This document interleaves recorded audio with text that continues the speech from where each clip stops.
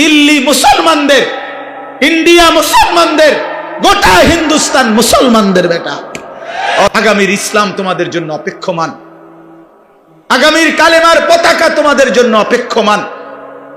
সারা পৃথিবীতে আল্লাহর কসম, এটা বর্তমান সময়ের এটাই বিশ্লেষণ যে আগামীর পৃথিবী ইসলামের পৃথিবী, আগামীর পৃথিবী কোরআনের পৃথিবী।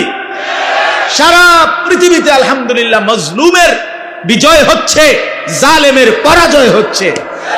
জালেম শুধু পরাজিত না, যেখানেই জালেম হেরে যায় ওইখানেই জালেম ভাগ্যা যায়, ভাগ্যা যায়, জাগার থাকে না, ভাগ্যা যায়, পলায়া যায়। হ্যাঁ হ্যাঁ, শুধু বাংলাদেশের জালেম পলাইছে 5ই আগস্ট, শুধু এটা না, বরং সিরিয়ার জালেমও 8ই ডিসেম্বর বাশার আল আসাদ নামের জালেমও পলাইছে। হ্যাঁ হ্যাঁ, এর আগে তিউনিসিয়ার জালেম পলাইছিল, আফগানিস্তানও এক জালেম এই তালেবানের আগে ওরা পলাইছে। বারবার যেখানে জালেম হেরে যায় সেখানে পলায়া যায়। মজলুমের পতাকা উড়ে, ইমানদারের পতাকা উড়ে।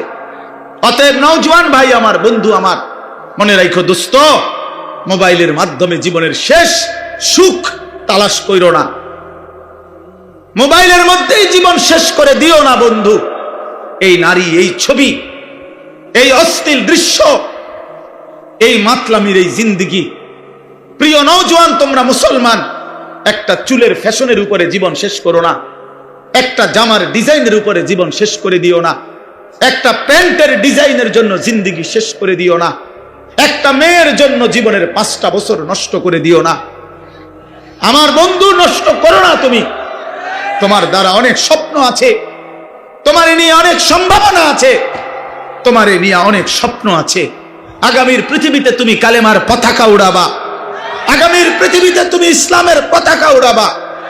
আল্লাহর নবীর এমন সাহাবী ছিল, ইসলামের ইতিহাসে এমন মুজাহিদ ছিল, যাদের স্ত্রীরা তাদের বাসর রাতের কোরবানি করে স্বামীরে প্রথম রাতেই মাথায় পাগড়ি বেঁধে যুদ্ধের ময়দানে ছেড়ে দিয়েছে, বলেছে স্বামী যাও, আল্লাহর জন্য জান দাও, আর হাসরের ময়দানে তোমার সাথে দেখা হবে, যাও। অতএব দোস্ত আমার, এক নারীর জন্য তুমি না, এক ছবির জন্য তুমি না, এক অশ্লীল দৃশ্যে তুমি হেরে যেও না, হাইরা যাও না। আমি অনুরোধ করছি, আমার 17 বছরের নওজোয়ান, ইসলামের ইতিহাসে 17 বছরের নওজোয়ান মুহাম্মদ ইবনে কাসেম রাহমাতুল্লাহ আলাইহি, এই হিন্দুস্তান বিজয়ের মহানায়ক মুহাম্মদ ইবনে কাসেম, উনি 17 বছরের টকবগে যুবক ছিলেন। আরব থেকে সাগর পাড়ি দিয়ে এসে সিন্ধু প্রদেশ ভারতের রাজা দাহিরকে পরাজিত করে তিনি কালেমার পতাকা উড়িয়েছেন। সুলতান ইখতিয়ার উদ্দিন মুহাম্মদ বিন বখতিয়ার খিলজি রাহমাতুল্লাহ আলাইহি মাত্র 17 জন যোদ্ধা নিয়ে আমার এই বাংলা মুলুক, তিনি হিন্দু রাজা লক্ষণ সেনকে পরাজিত করে কালেমার পতাকা উড়াইছিলেন। হ্যাঁ, অতএব দিল্লির লাল কেল্লা মুসলমানদের, দিল্লি মুসলমানদের, ইন্ডিয়া মুসলমানদের, গোটা হিন্দুস্তান মুসলমানদের বেটা। অতএব আমি নওজোয়ান বললাম, আমার অনুরোধ বন্ধু, স্বপ্ন দেখো বড়, কল্পনা করো বড়, আগামীর পৃথিবীতে ইমাম মাহদির পক্ষে লড়বা, কালেমার পতাকা উড়াবা, বাংলার জমিনেও কালেমার পতাকা উড়াবা ইনশাআল্লাহ। আল্লাহ পাক রব্বুল ইজ্জত জুল জালাল ওয়াল ইকরামের ফজল কারাম, রব্বুল আলামিনের অপরিসীম ইহসান, মেহেরবানি, দয়া,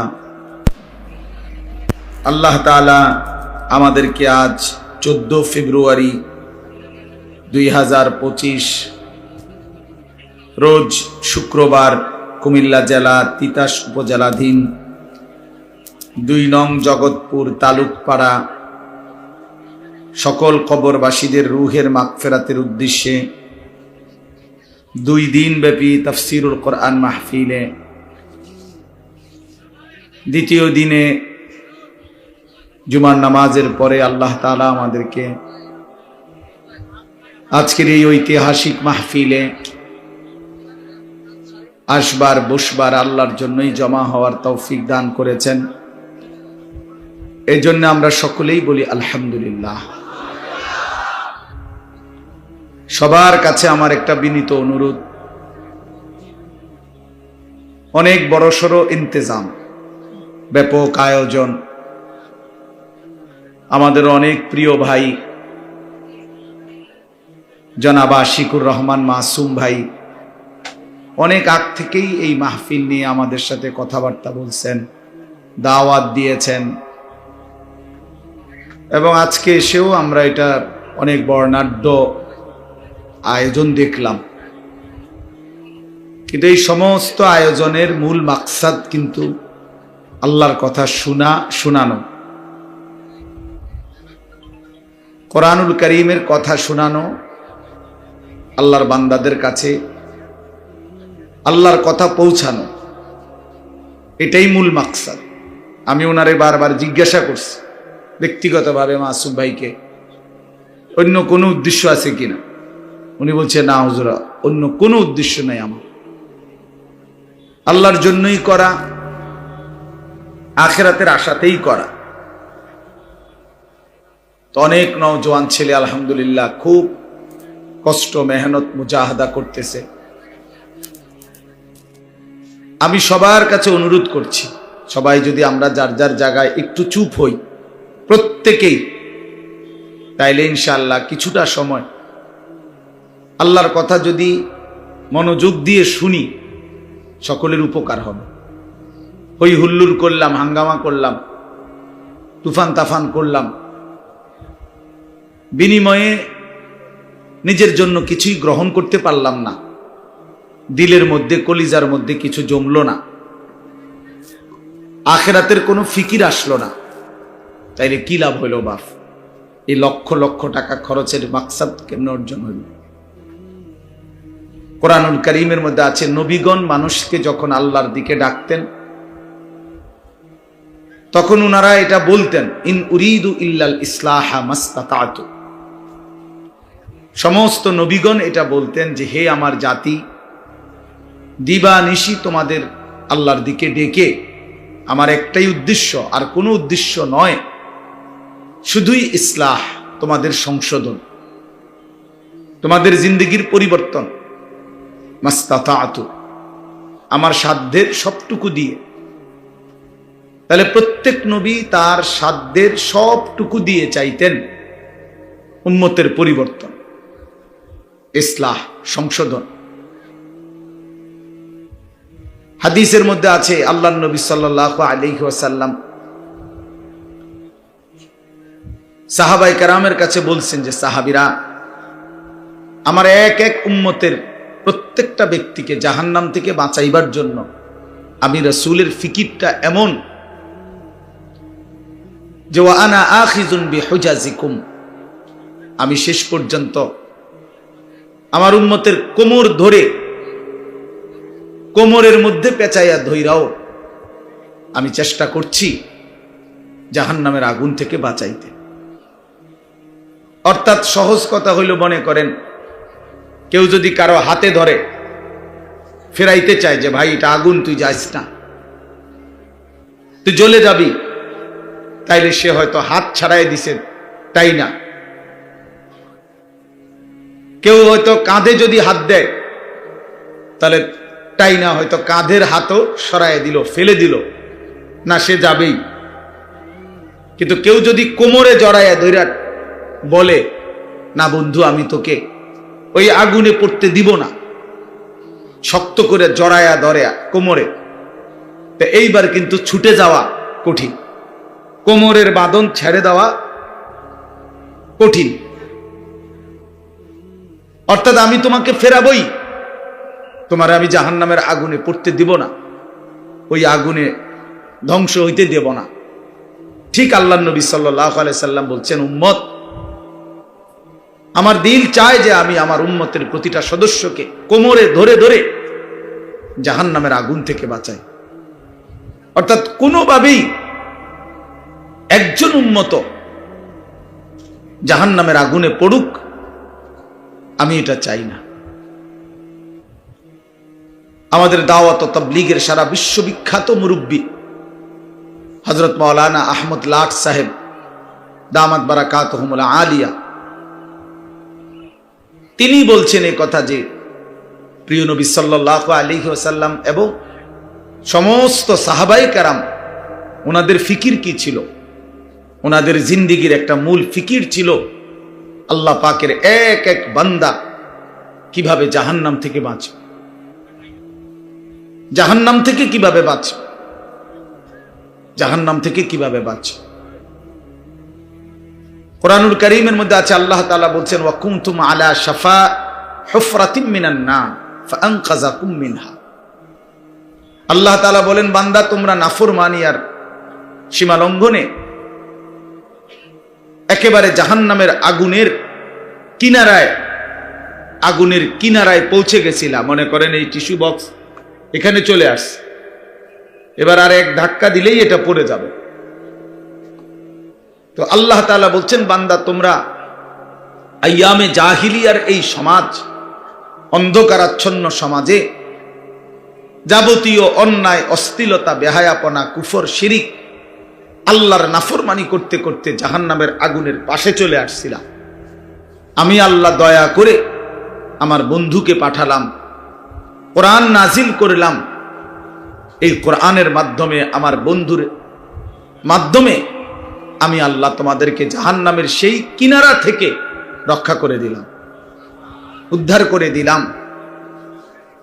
এই জন্য দোস্ত, আমার বন্ধু, আমার ভাই, আমার ফিকির এটা হওয়া চাই, মূল ফিকির এটা। এই ইন্তেজাম, প্রতিটা ওয়াজ, প্রতিটা নসিহত, প্রতিটা মাহফিল এর মূল মাকসাদ হওয়া কিভাবে আল্লাহ পাকের এক এক বান্দা জাহান্নাম থেকে বাঁচবে, জাহান্নাম থেকে বাঁচবে। কোরআনুল কারীমের মধ্যে আছে আল্লাহ তাআলা নিজে বলছেন ফাআনদারতুকুম নারান তালাযযা। আল্লাহ নিজে বলছেন বান্দা আমি আল্লাহ তোমাকে প্রজ্বলিত লেলিহান আগুনের শিখা, জাহান্নামের আগুনের ভয় দেখাচ্ছি। আল্লাহ নিজে বলছে আমি ভয় দেখাচ্ছি বান্দা, খামখেয়ালি করো না, খামখেয়ালি করো না। কোরআনুল কারীমে আল্লাহ বলছে ফায়াউমা ইদিল লা ইউআযযিবু আযাবাহু আহাদ ওয়া লা ইউসিকু ওয়াসাকাহু আহাদ। আল্লাহ তাআলা বলে নাফরমান বান্দা মনে রেখো হাসরের দিন আমি আল্লাহ তোমার এমন শাস্তি দেব, এমন আযাব দেব বান্দা, যেই আযাব জীবনে তোমাকে কেউ কোনোদিন দেয় নাই, যেই শাস্তি তুমি কোনোদিন কল্পনাও করতে পারো নাই। এর চাইতে কঠিনতর শাস্তি আমি আল্লাহ তোমাকে দেব। ওয়ালা ইউসিকু ওয়াসাকাহু আহাদ। আল্লাহ তাআলা বলে বান্দা আমার ফেরেশতারা হাসরের ময়দানে তোমারে এমন বাধা বাঁধবে, এমন কঠিন শক্ত বাঁধন তোমার জগতে জীবনে কেউ বাঁধে নাই, বাঁধে নাই। অতএব আল্লাহ তাআলা নিজে জাহান্নামের ভয় দেখাইছে, রাসূলুল্লাহ সাল্লাল্লাহু আলাইহি ওয়াসাল্লাম নিজে জাহান্নামের ভয় দেখাইছে। অতএব এটা মামুলি বিষয় না বাপ। যেদিন প্রথম আল্লাহর নবী সাল্লাল্লাহু আলাইহি সাল্লাম নিজের জাতিকে প্রথম যেদিন আল্লাহর দিকে ডাকছেন, এক সাফা পাহাড়ের টিলার উপরে দাঁড়িয়ে, পাদদেশে দাঁড়িয়ে নবীজি তার বংশের লোকদেরকে ডাকছিলেন। এই প্রথম যেদিন কালেমার দাওয়াত দিছেন, সেদিনই নবীজি বলছেন ইন্নী নাযীরুন লাকুম বাইনা ইয়াদাই আযাবুন শাদীদ। আল্লাহর নবী সাল্লাল্লাহু আলাইহি সাল্লাম বলছেন হে আমার স্বজনরা, চাচারা, মামারা, হে আমার আত্মীয়, আপনারা বংশধরেরা, শুনেন আমি আপনাদেরকে ভয় দেখাচ্ছি এক কঠিনতর আযাবের, এক ভীষণ আযাবের ভয় দেখাচ্ছি। এই সেদিন থেকে কথা শুরু করছে। কোরআনুল কারীমের মধ্যে আছে আল্লাহ তাআলা বলছেন নবীজি কম্বল গায়ে দিয়ে শুইছে। আল্লাহ বলছে বন্ধু শুয়ে গেলেন, কম্বল গায়ে দিয়ে শুইলেন বন্ধু। আমার কোটি কোটি বান্দা আল্লাহ চেনে না, আখিরাত চেনে না, বন্দেগী চিনে না, গোলামি চিনে না, অন্ধকারের এক জিন্দেগিতে কাটাচ্ছে, নাফরমানির এক জীবনে হাবুডুবু খাইতেছে। কুম ফাআনজির, কোরআন শরীফে আছে আল্লাহ বলছে কুম, আরে দোস্ত ছাড়েন কম্বল, বিছানা ছাড়েন বন্ধু, কুম দাঁড়ান, আপনি ওঠেন, ফাআনজির আমার বান্দাদেরকে ভয় দেখান, জাহান্নামের ভয় দেখান, কবরের ভয় দেখান। আল্লাহ বলছেন সেই যে নবী উঠলেন, সেই যে নবী দাঁড়াইলেন, সেই যে নবী দুয়ারে দুয়ারে কালেমার ফেরি করলেন, উম্মতকে ফেরাইবার চেষ্টা করলেন, আর থামলেন না। 23টা বছর পরে আল্লাহর কাছেই ফিরে গেলেন। আর এই 23 বছর লাগাতার দাঁড়ে দাঁড়ে দুয়ারে দুয়ারে সর্বত্র আল্লাহর দ্বীনের কথা বলছেন। কোনখানে হাটে ঘাটে মাঠে বাজারে 1 জন 10 জন, রাতে দিনে, উপরে নিচে, দুয়ারে দুয়ারে সর্বত্র বলে গেছে, কেন? আমার উম্মত যেন জাহান্নাম থেকে বাঁচে। কোন পদ পদবী, মান মর্যাদা, ইজ্জত সম্মানের অপেক্ষা করে নাই, শুধু বলে গেছে, সর্বত্র বলে গেছে। ভাইয়া এই মোবাইলটা দিয়া সবার ছবি বারবার ঘুরে ঘুরে উঠাইলে মোবাইল আপনার কি ফায়দা হবে, কি হবে? দয়া করে এমনি শুনেন, এ তো যথেষ্ট পরিমাণ রেকর্ড হইতেছে। সবাই মোবাইলটারে ঘুরাইতেছে, অনেক সাথী বসে বসে মানুষের মাথা এগুলা, তো এই মানুষের মাথা এগুলা বাইক নিয়ে দেয়, যে দেখো মানুষের মাথা দেয়। আপনার বিবিরি নিয়ে দেখাইন যে তুমি তোর জীবনে মানুষের মাথা দেখছো না, এই দেখো মানুষের মাথা। ও ঠিক মানে দেখাইবে, ঠিক মানে কিসের উপরে ঠিক কইছেন? এই জন্য বললাম নবী সাল্লাল্লাহু আলাইহি ওয়াসাল্লাম দুয়ারে দুয়ারে ঘুরলেন, দুয়ারে দুয়ারে দুয়ারে দুয়ারে পাথরের আঘাত সয়েও কালেমার দাওয়াত দিছেন। আবু জাহেল, আবু লাহাব খানায় কাবার সীমানা থেকে ধাক্কা দিয়ে আল্লাহ নবী সাল্লাল্লাহু আলাইহি সাল্লামকে বের করে দিছে, তবুও তিনি কালেমার দাওয়াত দিছেন। মানুষকে ফিরাইবার চেষ্টা করছেন। উটের পচা নারী ভুড়ি পিঠের উপরে চাপায়া দিছে, তবুও তিনি আবার দাঁড়িয়ে আল্লাহর কথা বলছেন। শুধু বলেই গেছেন সর্বত্র, কভি আরশ পর, কভি ফরশ পর, কভি উনকে দর, কভি দর বদর, গমে आशिकी तेरा शुक्रिया, मैं कहां कहां से गुजर गया, कभी रास्तों में तन्हा, कभी हो गुरूद सहरा, मैं जुनू का हम सफर हो, मेरा कोई घर नहीं है। নবী যেন বলতেন আমার কোনো ঘর নাই, কখনো উপরে কখনো নিচে, কখনো তার কাছে কখনো তার কাছে, কখনো দুয়ারে দুয়ারে। আল্লাহর পথে সমস্ত ব্যথা বেদনা, দুঃখ যন্ত্রণা, অপমান লাঞ্ছনা, প্রতিটা আঘাতের বিনিময়ে আল্লাহর নবী বলতেন, মাওলা তোমার শুকরিয়া, তোমার কথা বলতে গিয়েই আঘাত পেয়েছি, তোমার জন্যই রক্ত জড়িয়েছি, তোমার জন্যই লজ্জিত হয়েছি, গমে আশিকি তেরা শুকরিয়া। তোমার ভালোবাসার যত দুঃখ বেদনা সব সইলাম, সব কিছুর জন্য তোমার শুকর, তোমার পথেই বেইজ্জতি হয়েছে। এইভাবে নবীজি দাওয়াত দিছে।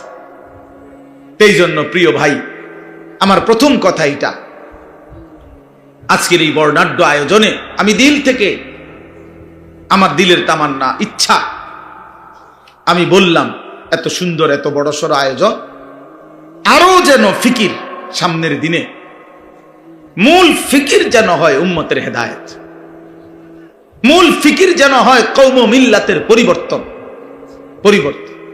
আমার এই যুবক কিভাবে বদলাবে, আমার এই কিশোর নওজোয়ান কিভাবে ফিরবে, আমার বয়স্ক বাবারা কিভাবে আখিরাতের পুঁজি বাড়াবে, আমার মা বোন কিভাবে পর্দানসীন হবে, আমার এলাকার, আমার পাড়ার, আমার মহল্লার, আমার দেশ, আমার জাতির এই ফিকির আরো কার্যকর কিভাবে করা যায়, আল্লাহ তাআলা যেন প্রিয় ভাই মাসুম ভাইকে এবং তার এই সঙ্গী সাথীদেরকে তৌফিক দান করে।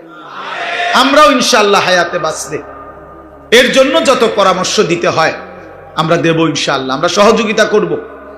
কিন্তু আমার দিলের কথা হলো এটা শুধু যেন লৌকিকতা না হয়, প্রদর্শন। লোক হইছে বেটা, একটা তুফান গেছে, বেটা একটা তুফান গেছে, না দোস্ত, এটা কোনো বিষয় না। আল্লাহর বান্দাদের দিলের হালাত কি হইছে, মহল্লার ছেলেদের অবস্থা কি হইছে, এটা দেখা উচিত। আমরা কিতাবে পড়ছি, হযরত হাসান বসরি রাহমাতুল্লাহ আলাইহি বলতেন, এক বড় বুজুর্গ ছিলেন, জগৎ বিখ্যাত, তিনি বলতেন, আমরা যখন আমাদের জামানায় জানাজা পড়তাম, তো আমরা জানাজার মাঠে গেলে সকলে এই পরিমাণ কাঁদত, ওই লাশ দেখে নিজের কবরের ভয়ে, মৃত্যুর ভয়ে। উনি বলেন, আল্লাহর কসম কেউ বলতে পারত না স্বজনটা কার। মানে মূলত লোক মারা গেছে কার, আলাদাভাবে চিহ্নিত করার কোনো কি ছিল না, উপায় ছিল না। সবাই কাঁদতেছে, সবাই কাঁদতেছে এক তালে। তো নির্ধারিত কার আত্মীয় এটা আর বুঝতাম না আমরা। এমন ছিল আমাদের লাশ দেখে আখিরাতের ফিকির। তাইলে দোস্ত, এটা ফিকির হওয়া উচিত, এটা ফিকির হওয়া উচিত। কেমনে বাঁচবে কবর থেকে? আজকে তোমরা অনেক নওজোয়ান, মাশাআল্লাহ, অনেক কিশোর নওজোয়ান বাপ, তোমাদের কাছে অনুরোধ বাপ, আগামীর ইসলাম তোমাদের জন্য অপেক্ষমান, আগামীর কালেমার পতাকা তোমাদের জন্য অপেক্ষমান। সারা পৃথিবীতে আল্লাহর কসম, এটা বর্তমান সময়ের এটাই বিশ্লেষণ যে আগামীর পৃথিবী ইসলামের পৃথিবী, আগামীর পৃথিবী কোরআনের পৃথিবী। সারা পৃথিবীতে আলহামদুলিল্লাহ মজলুমের বিজয় হচ্ছে, জালেমের পরাজয় হচ্ছে। জালেম শুধু পরাজিত না, যেখানেই জালেম হেরে যায় ওইখানেই জালেম ভাগ্যা যায়, ভাগ্যা যায়, জাগাত থাকে না, ভাগ্যা যায়, পলায়া যায়।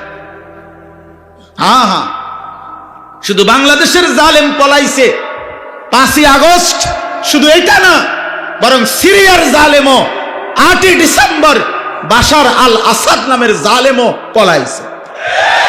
হ্যাঁ হ্যাঁ, এর আগে তিউনিসিয়ার জালেম পলাইছিল, আফগানিস্তানও এক জালেম এই তালেবানের আগে ওরা পলাইছে। বারবার যেখানে জালেম হেরে যায় সেখানে পলায়া যায়। মজলুমের পতাকা ওড়ে, ইমানদারের পতাকা ওড়ে।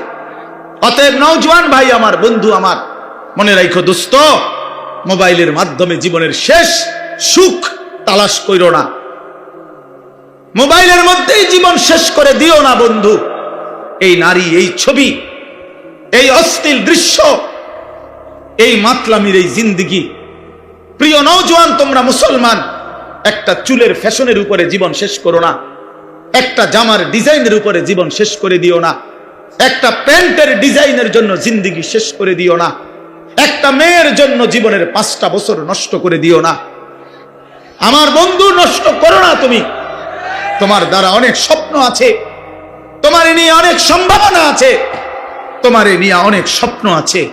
আগামীর পৃথিবীতে তুমি কালেমার পতাকা উড়াবা, আগামীর পৃথিবীতে তুমি ইসলামের পতাকা উড়াবা। আল্লাহর নবীর এমন সাহাবী ছিল, ইসলামের ইতিহাসে এমন মুজাহিদ ছিল, যাদের স্ত্রীরা তাদের বাসর রাতের কোরবানি করে স্বামীরে প্রথম রাতেই মাথায় পাগড়ি বেঁধে যুদ্ধের ময়দানে ছেড়ে দিয়েছে, বলেছে, স্বামী যাও, আল্লাহর জন্য জান দাও, আর হাসরের ময়দানে তোমার সাথে দেখা হবে, যাও। অতএব দোস্ত আমার, এক নারীর জন্য তুমি না, এক ছবির জন্য তুমি না, এক অশ্লীল দৃশ্যে তুমি হেরে যেও না, হাইরা যাও না।